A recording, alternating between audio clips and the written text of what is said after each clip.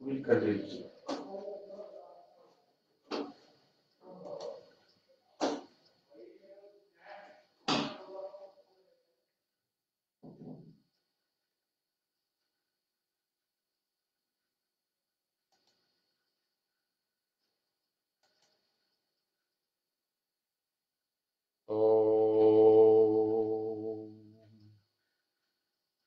शुक्लांबरधरं विष्णुं शशिवर्णं चतुर्भुजं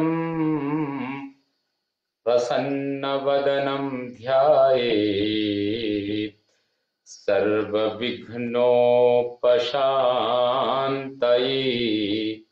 वागीशात्याः सुमनसः सर्वार्थानामुपक्रमे यं नत्वा कृतकृत्याः स्युः तं नमामि गजाननम्। दोर्भिर्युक्ता चतुर्भिः स्फटिकमणिमयीमक्षमालां दधाना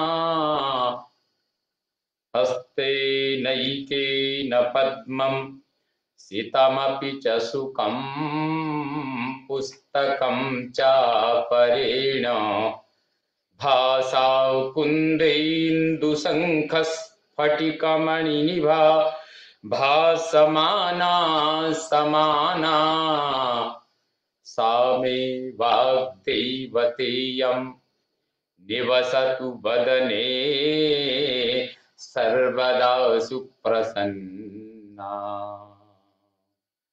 सर्वदा सुप्रसन्ना भवतां समेषां संस्कृतानुराग रसिकानां श्रीमद् वाल्मीकि रामायण पारायणोपक्रमे हार्दम् अभिनन्दनं स्वागतं च। इदानीं श्रीमद् वाल्मीकि रामायण पारायणोपक्रमे अयोध्याकाण्डस्य 170तमः सर्गः आरभ्यते। अयोध्याकांड का 71वां सर्ग आरंभ कर रहे हैं। इस सर्ग में रथ और सेना सहित भरत की यात्रा विभिन्न स्थानों को पार करके उनका उज्जीहाना नगरी के उद्यान में पहुंचना और सेना को धीरे धीरे आने की आज्ञा दे स्वयं रथ द्वारा तीव्र वेग से आगे बढ़ते हुए सालवन को पार करके अयोध्या के निकट जाना, वहां से अयोध्या की दुर्वस्था देखते हुए आगे बढ़ना और सारथी से अपना दुख पूर्ण उद्गार प्रकट करते हुए राजभवन में प्रवेश करना। देखिए, आइए। सप्राङ्मुखो राजगृहादभिनिर्याय वीर्यवान् ततः सुदामां द्युतिमान् सन्तीर्यावेक्ष्यतां नदीं रागिणीं दूरपाराञ्च प्रत्यक्स्रोतस्तरङ्गिणीं सतद्रुमतरत् श्रीमान नदीमिक्ष्वाकुनन्दनः। राजगृह से निकलकर पराक्रमी भरत पूर्व दिशा की ओर चले। उन तेजस्वी राजकुमार ने मार्ग में सुदामा नदी का दर्शन करके उसे पार किया। इधर कितना विचित्र, क्या संगम है, क्या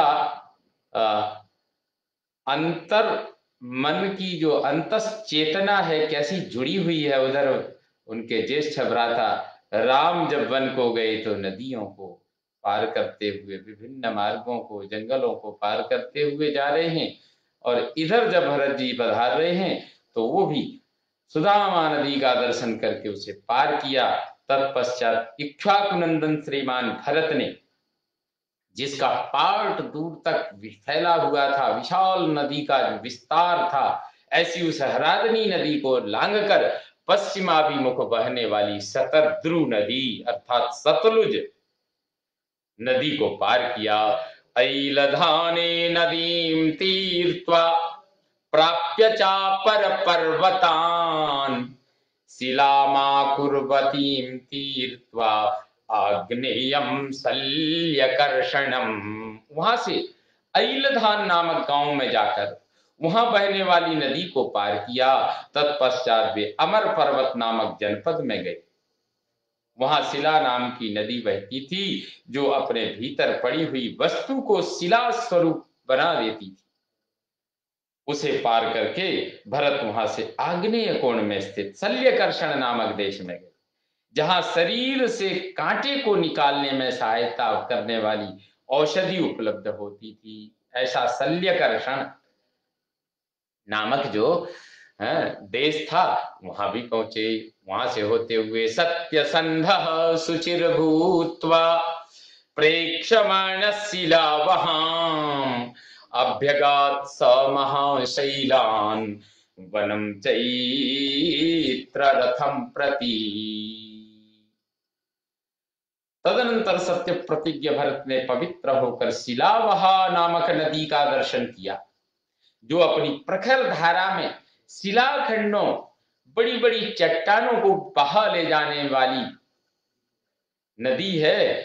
उसके कारण है ना उसका यह नाम प्रसिद्ध था। उस नदी का दर्शन करके वे आगे बढ़ गए और बड़े बड़े पर्वतों को लांघते हुए चैत्र रथ नामक वन में जा पहुंचे। सरस्वतीं च गंगां च युग्मेन प्रतिपद्य च उत्तरान् वीरमत्स्यानां भारुंडम प्राविशद्वनम। तत्पश्चात पश्चिम वाहिनी सरस्वती तथा गंगा की धारा विशेष के संगम से होते हुए उन्होंने वीरमत्स्य देश के उत्तरवर्ती देशों में पदार्पण किया और वहां से आगे बढ़कर वे भारुंड वन के भीतर गए। क्या महर्षि वाल्मीकि ने क्या चित्रण किया! यह दिव्य दृष्टि यह है ऋषियों की और मुनियों की है। ऋषि दर्शना साक्षात दृष्टा थे, ऐसे बैठे हुए। क्या चित्र, भौगोलिक वर्णन भी देखिए क्या अद्भुत है। आगे लिख रहे हैं वेगिनी चौकुलिंगाख्याम रादिनी पर्वतावृताम यमुनां प्राप्य संतीर्णाम बलमाश्वासयत्तदा। यमुनां प्राप्य संतीर्णो बलमाश्वासयत्तदा। फिर अत्यंत वेग से बहने वाली तथा पर्वतों से घिरी होने के कारण अपने प्रखर प्रवाह के द्वारा कलकल नाद करने वाली कुलिंगा नदी को पार करके यमुना के तट पर पहुंचकर उन्होंने सेना को विश्राम कराया। शीतीकृत्य तु गात्राणि क्लान्तानाश्वास्यवादिनः तत्र स्नात्वा च पीत्वा च प्रायादादाय चोदकम् राजपुत्रो महारण्यम् अनभीक्ष्णोपसेवितम् भद्रो भद्रेण यानेन मारुतः खमिवात्यगात्। थके हुए घोड़ों को नहलाकर उनके अंगों को शीतलता प्रदान करके उन्हें छाया से में घास आदि देकर आराम करने का अवसर दे राजकुमार भरत स्वयं भी स्नान और जलपान करके रास्ते के लिए जल साथ ले आगे बढ़े। मंगलाचार से युक्त हो मांगलिक रथ के द्वारा उन्होंने, जिसमें मनुष्यों का बहुधा आना जाना या रहना नहीं होता था, उस विशाल वन को उसी प्रकार वेग पूर्वक पार किया जैसे वायु आकाश को लांघती जाती है। भागीरथीं दुष्प्रतरां सोंसुधाने महानदीं उपायात् राघवस्तूर्णम् प्राग्वटे विश्रुते पुरे। तत्पश्चात अंशुधान नामक ग्राम के पास महानदी भागीरथी गंगा को दुस्तर जानकर रघुनंदन भरत तुरंत ही प्राग्वट के नाम से विख्यात नगर में आ गई। सब सगंगाम प्राग्वटे तीर्त्वा समायात कुटिकोष्टिकाम सबलस्ताम सतीर्त्वाथ समगात धर्मवर्धनम।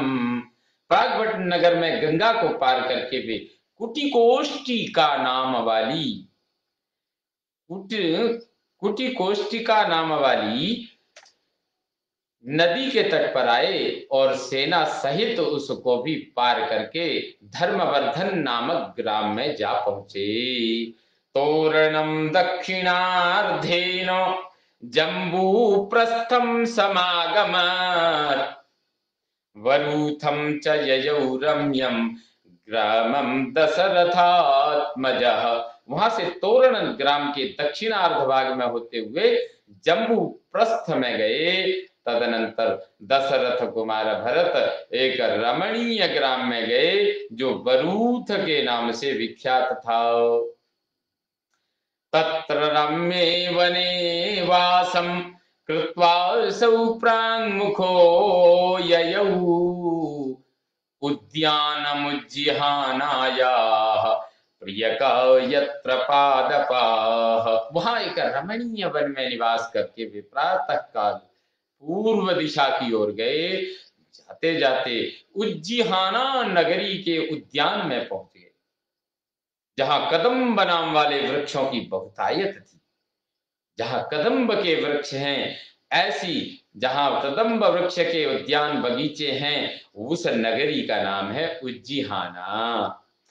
सतांस्तु प्रियकान् प्राप्य शीघ्रानास्थाय वाजिनः अनुज्ञाप्याथ भरतो वाहिनीं त्वरितो ययौ। उन कदम्बों के उद्यान में पहुंचकर अपने रथ में शीघ्रगामी घोड़ों को जोतकर सेना को धीरे धीरे आने की आज्ञा दे भरत तीव्र गति से चल दिए। वासं कृत्वा सर्वतीर्थे तीर्त्वा चोत्तानिकां नदीं अन्या नदीश्च विविधैः पर्वतीयैस्तुरंगमैः हस्तिपृष्ठकमासाद्य कुटिकामप्यवर्तत ततार च नरव्याघ्रो लोहित्ये च कपीवतीम्। तत्पश्चात सर्वतीर्थ नामक नगर में ग्राम में एक रात रहकर उत्तानिका नदी तथा अन्य नदियों को भी नाना प्रकार के पर्वतीय घोड़ों द्वारा जुते हुए रथ से पार करके नरश्रेष्ठ भरत जी हस्तिपृष्ठक नामक ग्राम में जा पहुंचे। वहां से आगे जाने पर उन्होंने कुटिका नदी पार की, फिर लोहित्य नामक ग्राम में पहुंचकर कपीवती नाम की नदी को पार किया। गजब है महर्षि वाल्मीकि जी का भौगोलिक चित्रण। वास्तविक में दिव्य दृष्टि वाले साक्षात भगवान के अवतार राम कथा का जन जन में प्रचार करने के लिए अवतरित होकर उन्होंने क्या अद्भुत वर्णन किया। एक साले स्थानुमतीं विनते गोमतीं नदीं कलिंग नगरे चापि प्राप्य साल वनम तदा। फिर एक साल नगर के पास स्थानुमती और विनत ग्राम के निकट गोमती नदी को पार करके वे तुरंत ही कलिंग नगर के पास सालवन में जा पहुंचे। भरतः क्षिप्रमागच्छत् सुपरिश्रांत वाहनः वनम च समतीत्याशु सर्वर्यामरुणोदये अयोध्यां मनुनाराज्ञा निर्मितां सददर्शः तां पुरीं पुरुषव्याघ्रः सप्तरात्रोषितः पथि। वहां जाते जाते भरत के घोड़े थक गए, तब उन्हें विश्राम देकर वे रातों रात शीघ्र ही सालवन को लांग गए और अरुणोदय काल में राजा मनु की बसाई हुई पुरी का उन्होंने दर्शन किया। बंधुओं, मैं विश्व के समस्त मानवों को ये उनसे आग्रह करता हूं जिस अयोध्या के लिए इस स्वतंत्र भारत में इतना विवाद हुआ, उस अयोध्या का वर्णन देखिए। वो अयोध्या मनु महाराज के द्वारा बसाई गई है। ऐसे उस मनु स्पष्ट लिख रहे हैं, अयोध्याम मनुना राज्ञा निर्मिताम सददर्शः। ऐसे उस समय त्रेता युग की बात महर्षि वाल्मीकि ये लिख रहे हैं।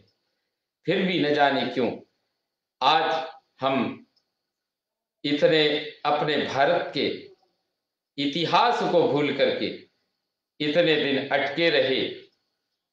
ऐसे इस अयोध्या में राम मंदिर को कितना विवादग्रस्त बना दिया, जबकि स्पष्ट महर्षि वाल्मीकि कहते हैं, हमारे शास्त्रों में ये वर्णन आता है। बताइए, राजा मनु की बसाई हुई अयोध्यापुरी उस समय जब भरत आ रहे हैं, उन्होंने वहां से दर्शन किया। पुरुष सिंह भरत मार्ग में 7 रातें व्यतीत करके 8वें दिन उस अयोध्यापुरी का दर्शन कर सके थे। अपने ननिहाल से 7 दिन में वो अयोध्या पहुंचे। ये दूरी, ये उनका भौगोलिक वर्णन, कितनी नदियां, कितने प्रदेश, कितने ग्राम कैसे पार करते हुए वो आ रहे हैं। अयोध्यामग्रतो दृष्ट्वा सारथिं चेदमब्रवीत् एषा नाति प्रतीता मे पुण्योद्याना यशस्विनी। अयोध्या दृश्यते दूरात् सारथे पाण्डुमृत्तिका यद्विभिर्गुण संपन्नैर् ब्राह्मणैर्वेद पारगैः भूयिष्ठमृद्धैराकीर्णा राजर्षिवर पालिता। सामने अयोध्यापुरी को देखकर वे अपने सारथी से इस प्रकार बोले। भरत जी कहने लगे, सूत, पवित्र उद्यानों से सुशोभित यह यशस्विनी नगरी आज मुझे अधिक प्रसन्न नहीं दिखाई देती है। यह वही नगरी है जो निरंतर यज्ञ याग करने वाले गुणवान और वेदों के पारंगत विद्वान ब्राह्मण निवास करते हैं, जहां जहां बहुत से धनियों की भी बस्ती है, और राजर्षियों में श्रेष्ठ महाराज दशरथ जिसका पालन करते हैं, वही अयोध्या इस समय दूर से सफेद मिट्टी के ढू की भांति दिख रही है।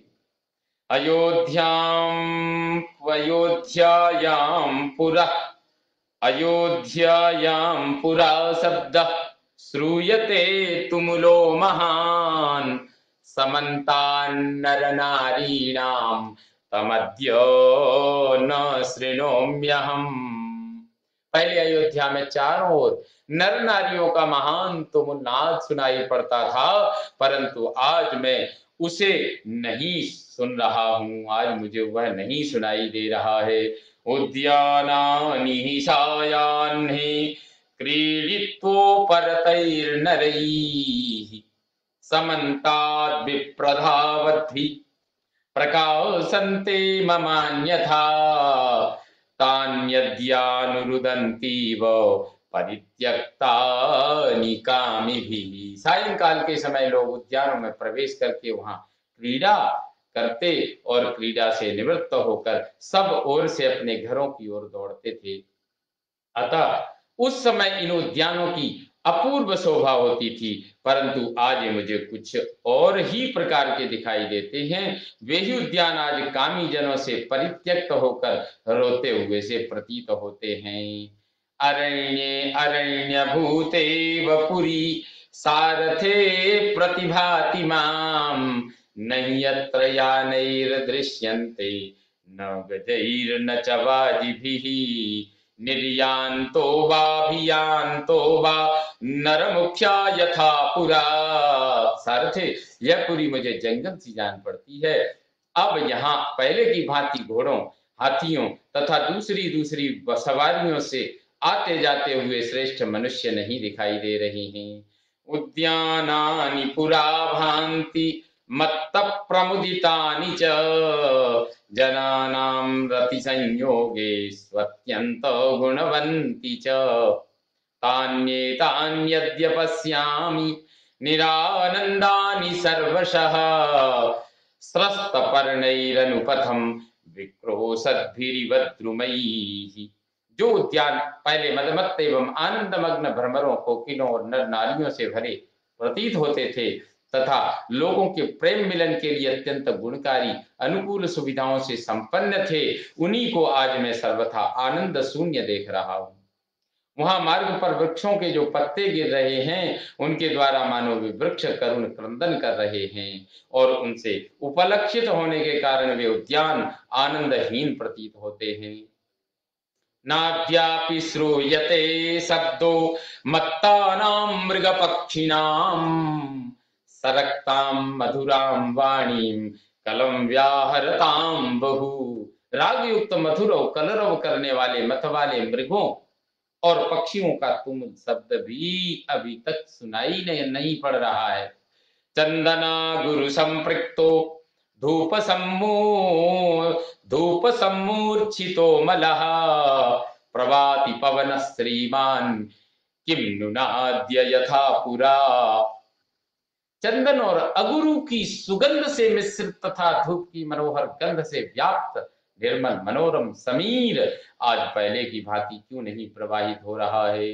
बेरी मृदंग वीणा नाम कोण संघट्टित पुनः किमद्य शब्दो विरतः सदा दीन गति पुरा। वानदंड द्वारा बजाई जाने वाली भेरी मृदंग और वीणा का जो आघात जनित शब्द होता है, वह पहले अयोध्या में सदा होता रहता था, कभी उसकी गति अवरुद्ध नहीं होती थी, परंतु आज वह शब्द न जाने क्यों बंद हो गया है। अनिष्टानि च पापानि पश्यामि विविधानि च निमित्तान्य मनोज्ञानी तेन सीदति मे मनः। मुझे अनेक प्रकार के अनिष्टकारी क्रूर और अशुभ सूचक अपशकुन दिखाई दे रहे हैं, जिससे मेरा मन खिन्न हो रहा है। सर्वथा कुशलम सूतो दुर्लभम मम बंधुषु तथा यसति सम्मोहे हृदयम सीदति मे। सारथे, इससे प्रतीत होता है कि इस समय मेरे बांधवों की कुशल मंगल सर्वथा दुर्लभ है, तभी तो मोह का कोई कारण न होने पर भी मेरा हृदय बैठा जा रहा है। विषण्णः श्रांत हृदय त्रस्तः संलुलितेन्द्रियः विषण्ण श्रांत हृदय त्रस्तः संलुलितेन्द्रियः भरत प्रविवेशासु पुरीमिक्ष्वाकुपालिताम्। भरत मन ही मन बहुत खिन्न थे, उनका हृदय शिथिल हो रहा था, वे डरे हुए थे और उनकी सारी इंद्रियां क्षुब्ध हो उठी थी। इसी अवस्था में उन्होंने शीघ्रता पूर्वक इक्ष्वाकुवंशी राजाओं द्वारा पालित अयोध्यापुरी में प्रवेश किया। द्वारेण वैजयन्तेन प्राविशच्छान्तवाहनः द्वास्थैरुत्थाय विजयम् उक्तस्तैः सहितो ययौ। पुरी के द्वार पर सदा वैजयंती पताका फहराने के कारण उस द्वार का नाम वैजयंत रखा गया था। यह पुरी के पश्चिम भाग में था। उस वैजयंत द्वार से भरत पुरी के भीतर प्रविष्ट हुए। उस समय उनके रथ के घोड़े बहुत थके हुए थे। द्वारपालों ने उठकर कहा, महाराज की जय हो। फिर वे उनके साथ आगे बढ़े। सत्वनेकाग्रहृदयो द्वास्थं प्रत्यर्च्यतं जनम सूतमस्वपते क्लांतम अब्रवीत तत्र राघवः।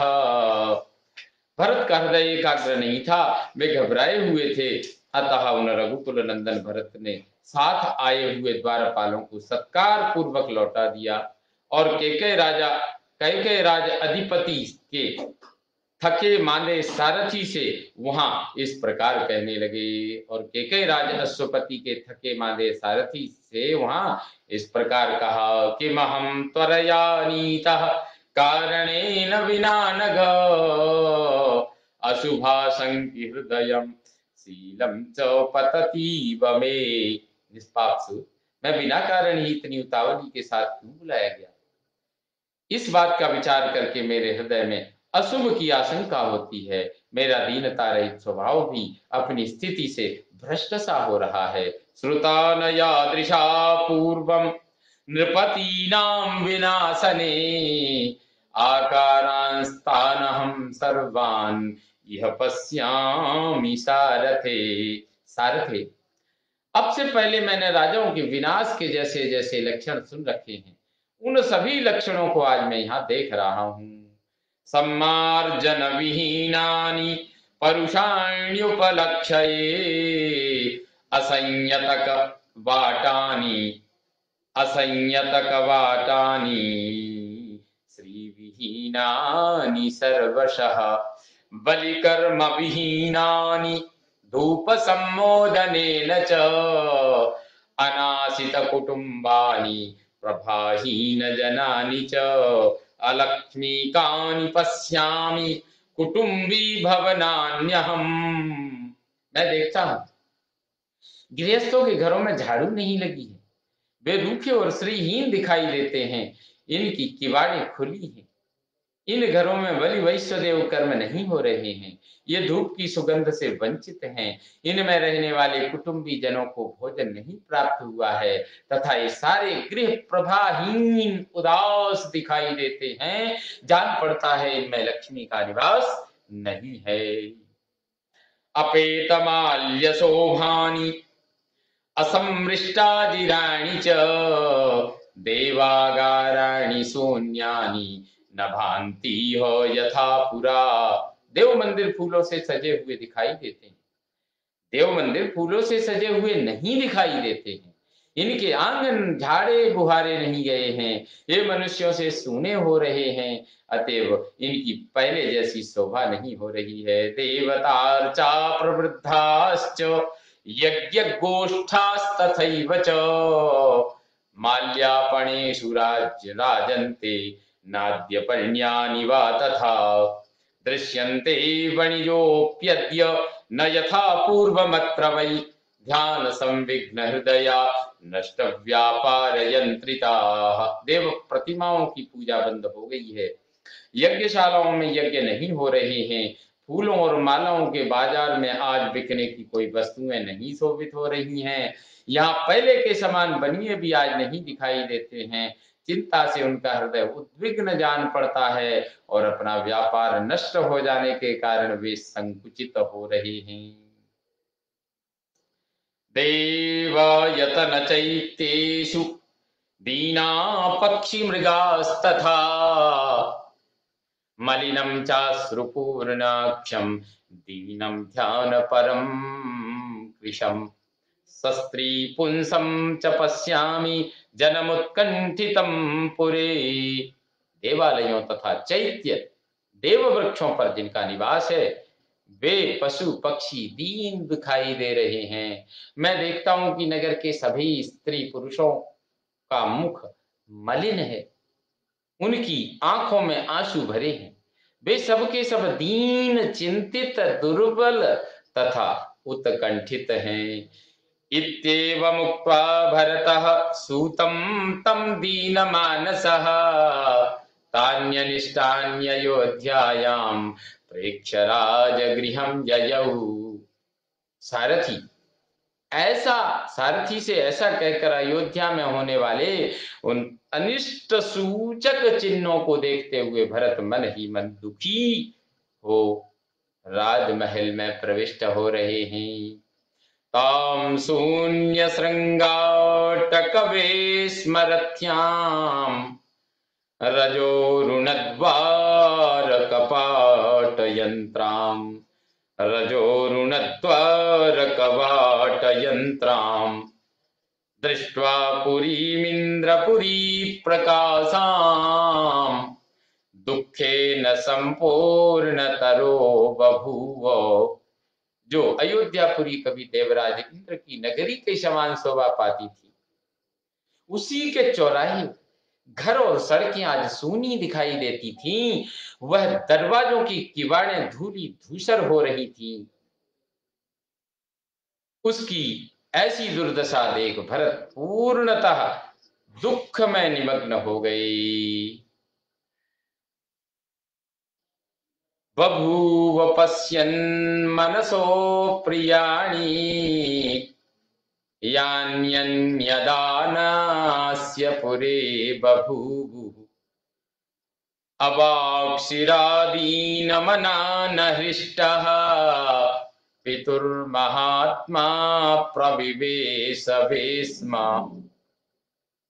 बभूव पश्यन् मनसो प्रियाणि यान्यन्यदानास्य पुरे बभूवुः अवाक्षिरादीनमना न हृष्टः पितुर्महात्मा प्रविवेशभे स्म। उस नगर में जो पहले कभी नहीं हुई थी ऐसी अप्रिय बातों को देखकर महात्मा भरत ने अपना मस्तक नीचे झुका लिया। उनका हर्ष छिन गया और उन्होंने दीन हृदय से पिता के भवन में भी प्रवेश किया। इत्यार्षे श्रीमद् रामायणे वाल्मीकिये आदि काव्ये अयोध्या कांडे